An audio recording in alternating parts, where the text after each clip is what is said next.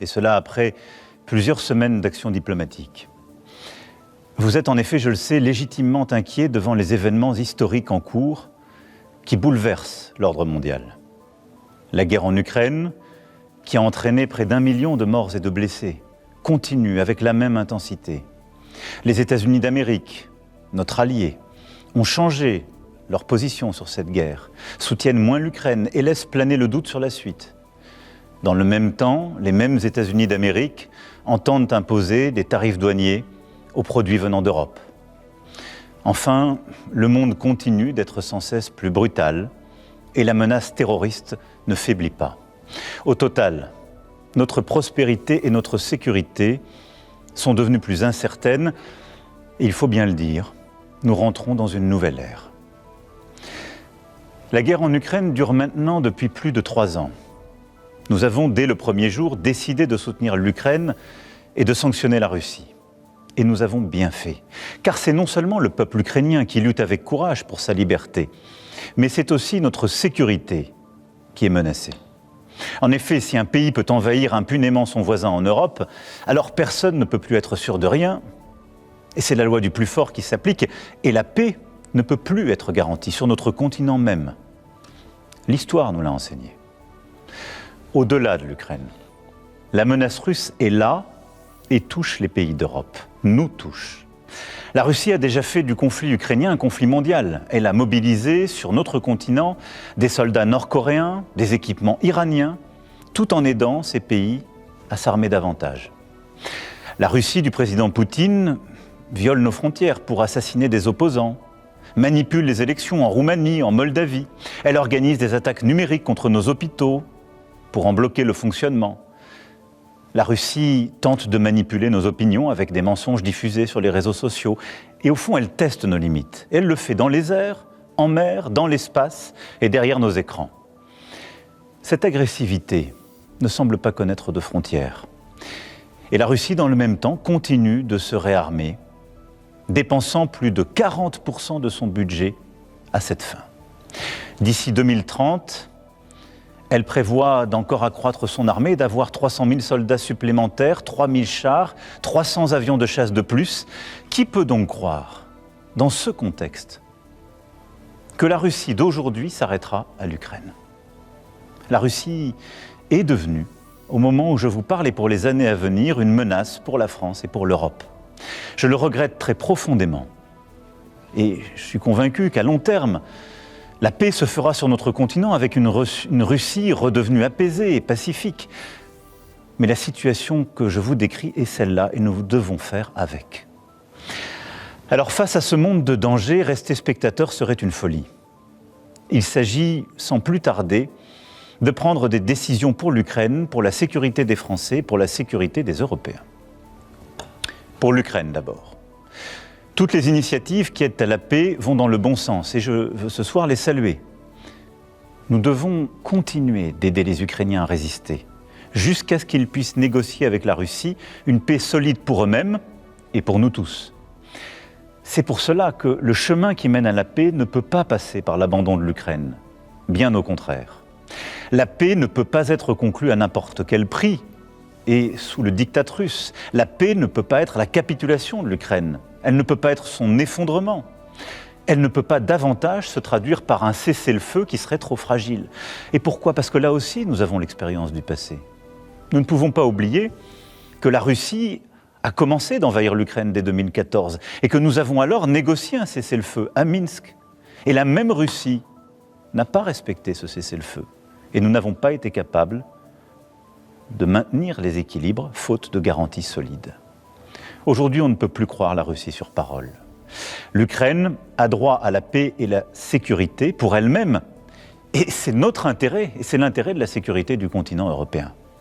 C'est en ce sens que nous travaillons avec nos amis britanniques, allemands et plusieurs autres pays européens. C'est pourquoi vous m'avez vu ces dernières semaines rassembler plusieurs d'entre eux à Paris, aller les retrouver il y a quelques jours à Londres pour consolider les engagements qui sont nécessaires à l'Ukraine. Une fois la paix signée, pour que l'Ukraine ne soit pas à nouveau envahie par la Russie, il nous faut le préparer. Cela passera à coup sûr par un soutien à l'armée ukrainienne dans la durée, Cela passera aussi peut-être par le déploiement de forces européennes. Celles-ci n'iraient pas se battre aujourd'hui, elles n'iraient pas se battre sur la ligne de front, mais elles seraient là, au contraire, une fois la paix signée, pour en garantir le plein respect. Dès la semaine prochaine, nous réunirons à Paris les chefs d'état-major des pays qui souhaitent prendre leurs responsabilités à cet égard. C'est ainsi un plan pour une paix solide, durable, vérifiable, que nous avons préparé avec les Ukrainiens et plusieurs autres partenaires européens et que j'ai été défendre aux États-Unis il y a 15 jours et à travers l'Europe. Et je veux croire que les États-Unis resteront à nos côtés. Mais il nous faut être prêts si tel n'était pas le cas. Que la paix en Ukraine soit acquise rapidement ou non, les États européens doivent, compte tenu de la menace russe que je viens de vous décrire, être capables de mieux se défendre et de dissuader toute nouvelle agression. Oui, quoi qu'il advienne, il nous faut nous équiper davantage, hausser notre position de défense, et cela pour la paix même, pour dissuader. À ce titre, nous restons attachés à l'OTAN et à notre partenariat avec les États-Unis d'Amérique. Mais il nous faut faire plus, renforcer notre indépendance en matière de défense et de sécurité. L'avenir de l'Europe n'a pas à être tranché à Washington ou à Moscou. Et oui, la menace revient à l'Est. Et l'innocence, en quelque sorte, des 30 dernières années, depuis la chute du mur de Berlin, est désormais révolue. À Bruxelles demain, lors du Conseil extraordinaire qui réunira les 27 chefs d'État et de gouvernement avec la Commission et le président du Conseil, nous franchirons des pas décisifs. Plusieurs décisions seront prises que la France proposait depuis plusieurs années. Les États membres pourront accroître leurs dépenses militaires sans que cela soit pris en compte dans leur déficit. Des financements communs massifs seront décidés pour acheter et produire sur le sol européen des munitions, des chars, des armes, des équipements parmi les plus innovants.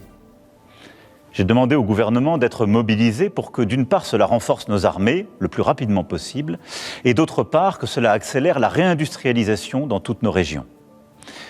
Et je réunirai, avec les ministres compétents, les industriels du secteur dans les prochains jours. L'Europe de la défense, que nous défendons depuis 8 ans, devient donc une réalité. Cela veut dire des pays européens davantage prêts à se défendre et à se protéger, qui produisent ensemble les équipements dont ils ont besoin sur leur sol, qui sont prêts à davantage coopérer, à réduire leur dépendance à l'égard du reste du monde. Et c'est une bonne chose.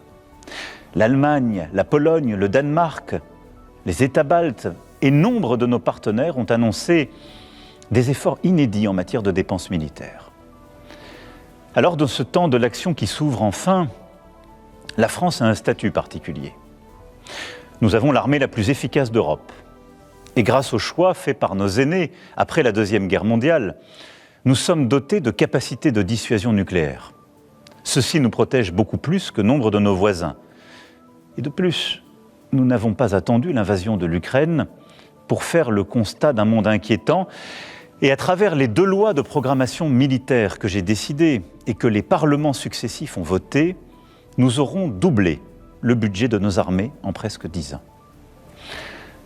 Mais compte tenu de l'évolution des menaces, de cette accélération que je viens de décrire, nous aurons à faire de nouveaux choix budgétaires et des investissements supplémentaires qui sont désormais devenus indispensables.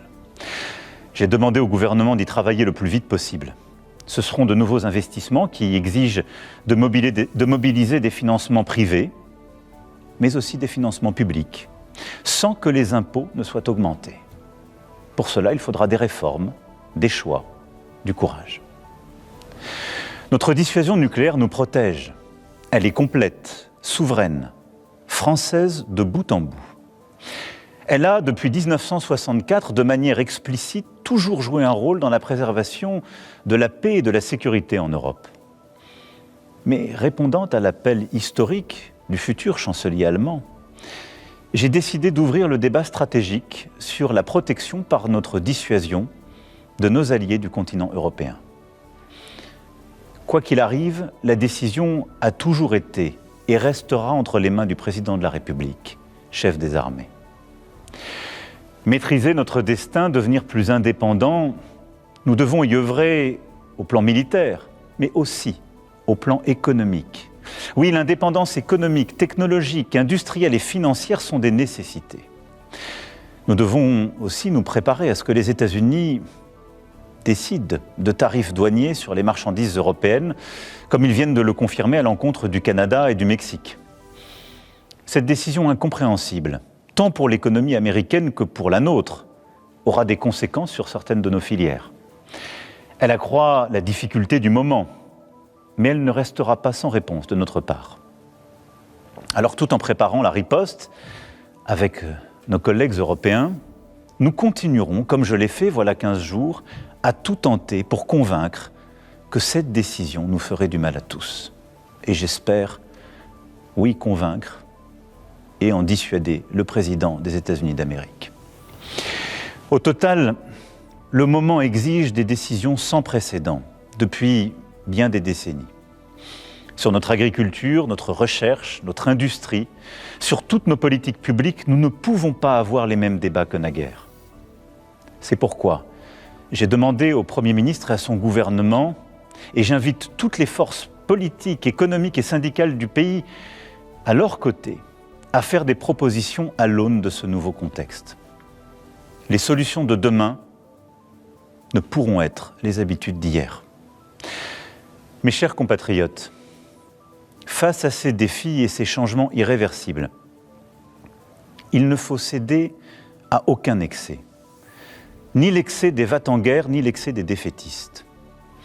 La France ne suivra qu'un cap, celui de la volonté pour la paix et la liberté, fidèle en cela à son histoire et à ses principes.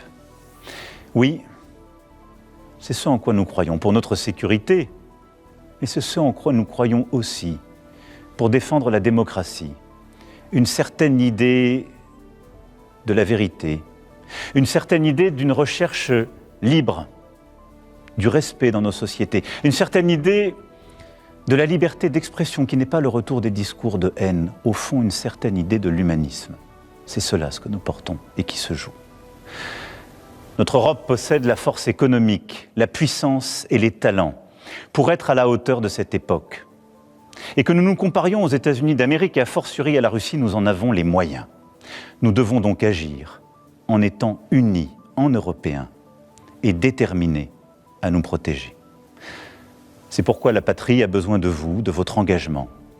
Les décisions politiques, les équipements militaires, les budgets sont une chose, mais ils ne remplaceront jamais la force d'âme d'une nation. Notre génération ne touchera plus les dividendes de la paix. Il ne tient qu'à nous que nos enfants récoltent demain les dividendes de nos engagements.